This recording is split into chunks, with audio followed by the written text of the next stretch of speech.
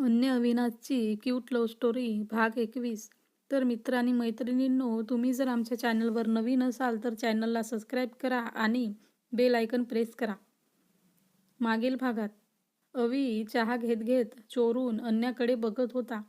तिच्या चेहऱ्यावर आता हसू होते हे पाहून तो सुखावला. चहा घेऊन झाल्यावर त्याने सगळ्यांचा निरोप घेतला व एक नजर अन्यावर टाकून तो घरी जायला निघाला.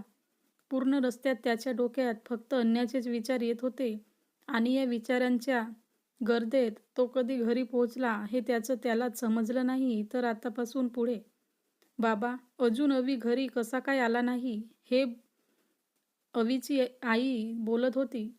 आज त्यांना त्यांच्याशी एका महत्त्वाच्या प्रोजेक्टवर चर्चा करायची होती, पण तो आज ऑफिसला देखील आलेला नाही.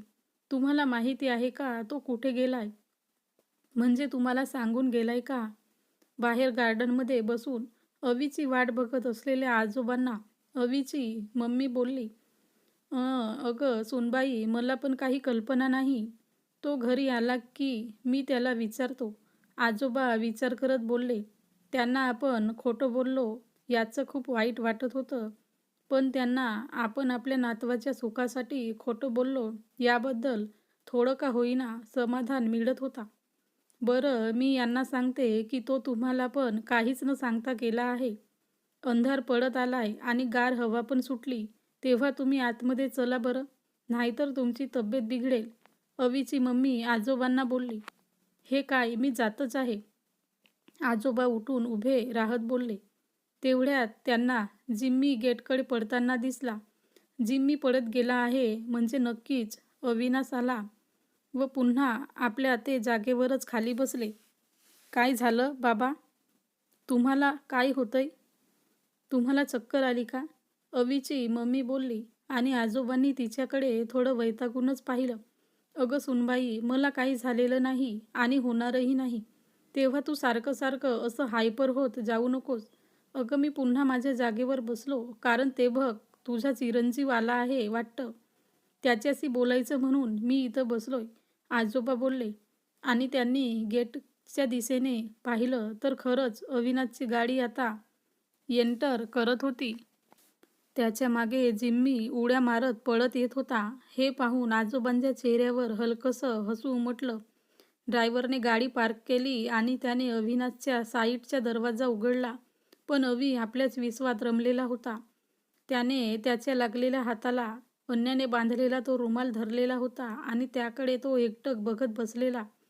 त्याला सकाळचा तो प्रसंग आठवत होता. अजिबात त्याच्या हाताला लागलेलं हे पाहून अन्या किती घाबरली होती.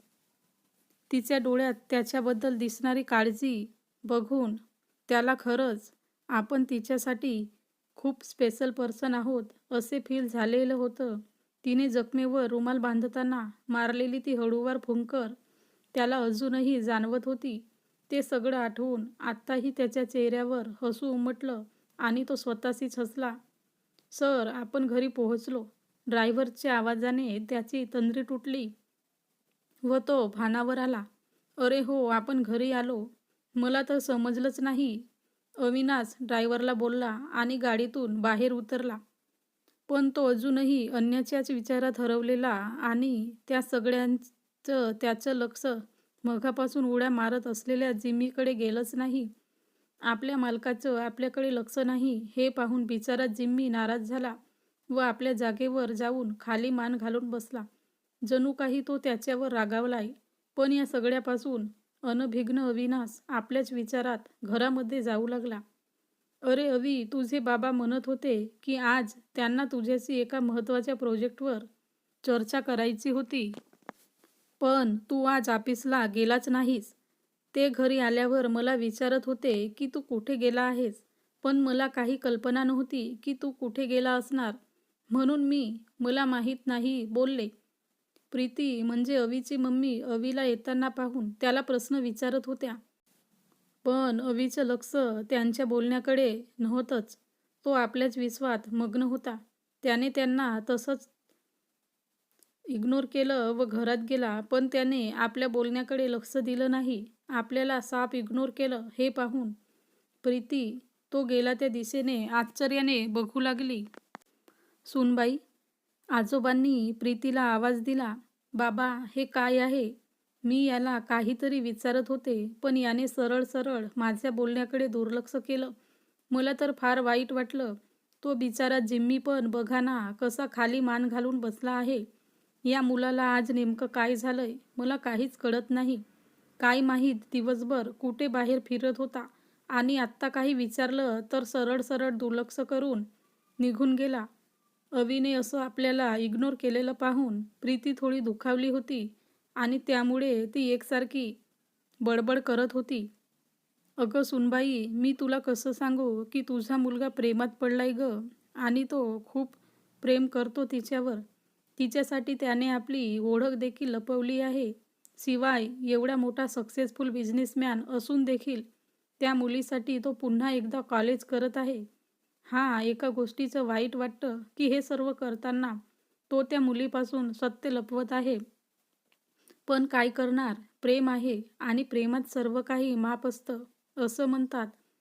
पण पुढे जाऊन या गोष्टींमुळे त्याच्या आयुष्यात काही उलटसुलट घडायला नको." आजोबा आपल्याच विचारात हरवलेले होते. "काय झालं बाबा, तुम्ही कसला विचार करताय?" प्रीती बोलली आणि आजोबा भानावर आले. "अ अ अ काही नाही, मी पण अविनाशचाच विचार करत होतो. तो असा कसा काहीही न बोलता निघून गेला. थांब, मी त्यालाच विचारून येतो." आजोबा घरात जात बोलले. प्रीती प्रश्नार्थक नजरेने त्यांच्याकडे बघत होती. "थांबा, मी पण आले. मला पण आता टेन्शन आलंय." प्रीती आजोबांच्या मागे येत बोलली. "अगं तू." आजोबा बोलतच होते तेवढ्यात, "अगं मम्मी, तुला बाबांनी बोलावलंय. त्यांची कोणती तरी फाईल सापडत नाही. ते मला पण शोधायला लावत होते. म्हणून मी आजीला पाठवलं फाईल शोधायला. आता तिलाही ती सापडत नाही. म्हणून ते तुला बोलवत आहेत. तू लवकर जा, नाहीतर ते तुला ओरडतील. आणि हो, जाताना ती फाईलही घेऊन जा. तिथे सोफ्यावर पडली होती." आजोबा प्रीतीला काहीतरी बोलणार तेवढ्यात शिखा ओरडतच तिच्याजवळ आली आणि बोलू लागली. "हां, बरं, मी जाते. पण तू आजोबांच्या सोबत वरती जा. तुझ्या भाईला काहीतरी झालंय ते बघून घे." प्रीती शिखाच्या हातातून ती फाईल घेऊन आपल्या रूमकडे जात बोलली. "आजोबा, भाई घरी आला सुद्धा आणि तुम्ही मला काहीच इन्फॉर्म केला नाही." शिखा बारीक डोळे करून बोलली. "आणि ही मम्मी भाईवर एवढी का वैतागली आहे?" "अगं बाई, तो आत्ताच आलाय आणि आपल्याच विश्वात हरवलाय. तुझी मम्मी त्याला काहीतरी विचारत होती, पण तरी काहीच त्याने रिप्लाय दिला नाही. तिच्याकडे साफ दुर्लक्ष करून गेलाय तो. म्हणून ती एवढी वैतागली आहे." आजोबा म्हणाले. "काय असं केलं भाईने?" "आजोबा, तर आता तो तर पार कामातून गेलाय." शिखा हसत बोलली. शिखा हसत आजोबांना टाळी देते. "बरंच चला, त्याची थोडी गंमत करू." आजोबा बोलले व शिखाने होकारार्थी मान हलवली. तसं ते दोघे पटकन अविनाशच्या रूममध्ये गेले आणि समोर पाहिलं तर काय, अवीच्या हातामध्ये तो रुमाल घेऊन तो त्याकडे एकटक बघत खुर्चीवर बसलेला. हे पाहून आजोबा आणि शिखाने एकमेकांकडे पाहिलं व डेव्हिल स्माईल केली.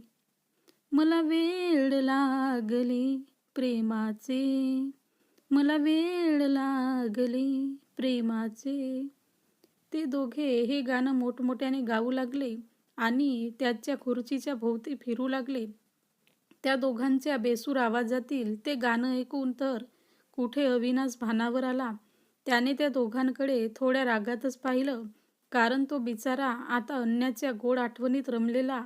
पण या दोघांनी त्या गोड आठवणींमध्ये आपल्या एवढ्या कर्कश आवाजात गाणं गायलेलं ऐकून त्याला त्या दोघांचा रागच आला.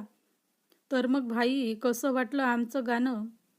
तुझ्या आजच्या कामाला एकदम परफेक्ट मॅच झालं ना?" शिखा पाठीमागून त्याच्या गळ्यात हात टाकून बोलली. "हो, खरंच अगदी परफेक्ट मॅच झालं. पण काय आहे ना, मी केव्हापासून अन्या व माझ्या गोड आठवणीत हरवलेलं. पण तुम्हा दोघांच्या एवढ्या गोड आवाजातील गाणं ऐकून मी भानावर आलो. तुला खरं सांगू, जर मी आज अन्याला भेटलो नसतो आणि तिच्यासोबत माझी जर मैत्री झाली नसती ना, तर खरंच आज मला तुमचे हे बेसूर आवाजातील गाणं ऐकून मी इरिटेट नक्की झालो असतो. अवी वेडं-वाकडं तोंड करून बोलला. आजोबा बघा ना, भाई सरळ सरळ आपला अपमान करत आहे आणि तेही आपल्या तोंडावर. शिखा गाल फुगवून बोलली, पण तिचं सरळ लक्ष अवीच्या हातातील रुमालावर होती. झाली हिची नौटंकी सुरू. तसं आजोबा मनातच बोलले, शिखा मला तसं म्हणायचं नव्हतं. अवी शिखाकडे बघत बोलला, मग कसं म्हणायचं होतं? शिखा अवीच्या हातातील रुमाल हिसकावून घेऊन पळून जात बोलली, तर अविनाश अन्यावर प्रेम करतो हे जर कुटुंबातील इतर लोकांना माहीत झाले तर काय होईल? आणि आजोबा व शिखासुद्धा त्याला मदत करत आहेत हे जर त्याच्या आई-वडिलांना कळले तर काय होईल? हे जाणून घेण्यासाठी ऐकत रहा अन्य अविनाशची क्यूट लव्ह स्टोरी. आणि जर तुम्ही या चॅनलवर नवीन असाल तर चॅनलला सबस्क्राईब करा आणि बेल आयकॉन प्रेस करा.